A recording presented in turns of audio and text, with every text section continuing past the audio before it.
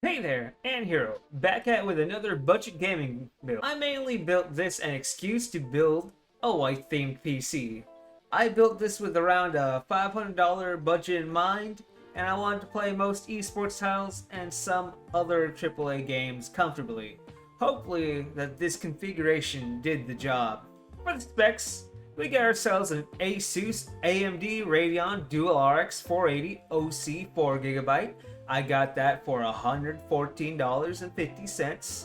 I got ourselves a CPU motherboard combo, an Asus Z170 AR, and an Intel 5 7600K. Together, that was $157.50.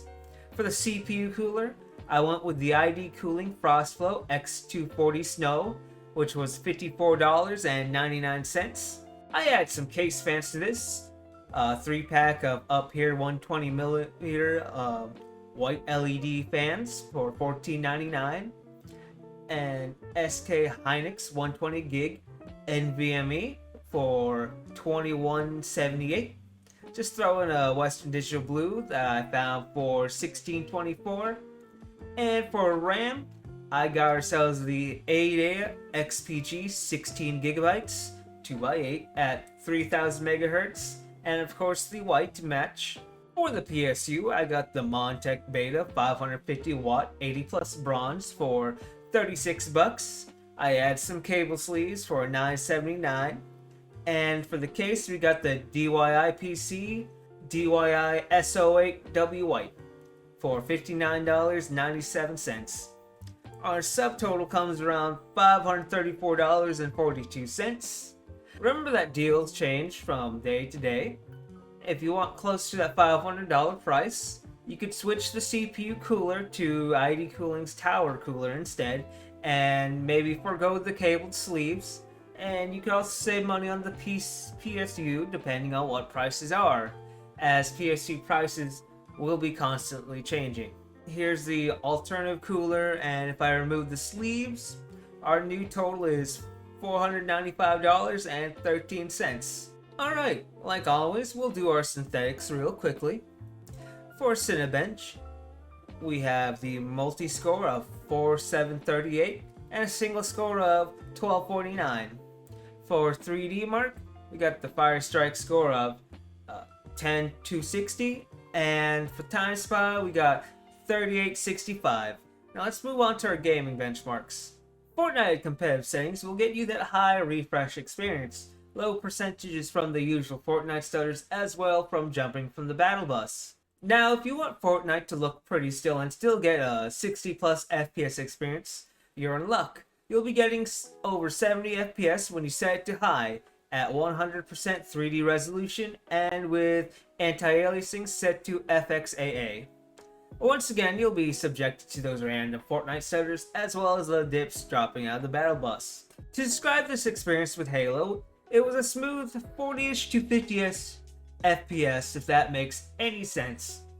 I originally had an unlocked frame rate but minimum FPS at 60, but that created a very stuttery mess even if you had frame rates closer to 50 most of the time.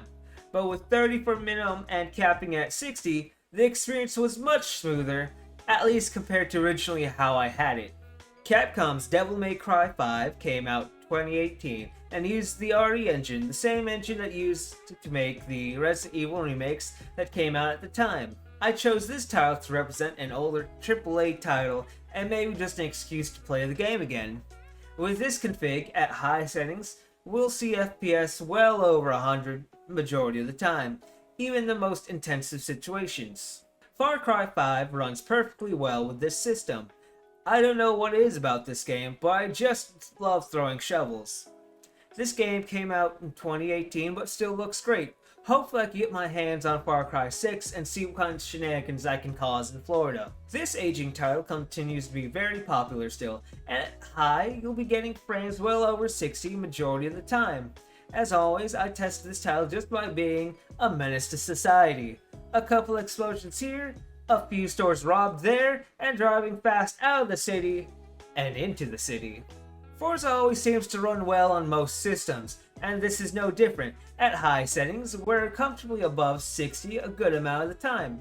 I don't think I felt the lows here. I ended up too busy enjoying the game as I benchmarked it. Usually with my anime cards being a weeb in any game I can be. Monster Hunter World may be older than Rise, but it's more demanding than its newer counterpart. I went on about 3 hunts benchmarking this game, and I really did enjoy myself, that I nearly forgot I was benchmarking. This was a very smooth 65 FPS, and there weren't any stutters. Looking back, PUBG's optimization has absolutely gone better over time. With that said, at high, we got an 81 FPS average, and the game was always over 60 except here and there such as jumping off the plane. Warzone was a much better experience than I was expecting. I decided to benchmark this using the Caldera Clash mode, which is just Team Deathmatch, and what's CoD without Team Deathmatch? With all the action going on and being able to keep running into it, this PC handled the job quite well. Just expect a bit lower FPS when playing Battle Royale, due to the bigger map, but it will still be over 60 FPS. I'd say this computer can still perform at just the right settings, and at a $500 price point, I won't be too disappointed at all with its performance. 4 cores and 4 threads can still make the cut if its single core performance is good, but overall, it's starting to become the bottleneck as more and more games and software are needing more and more cores. The RX 480, even the 4GB model, still has plenty of life in it, perfect for 1080p 60 FPS for most games. Let me know down below if you run anything here. Thank you very much for watching. Remember to like and comment and check out my affiliate links down below. Have a great day, everyone.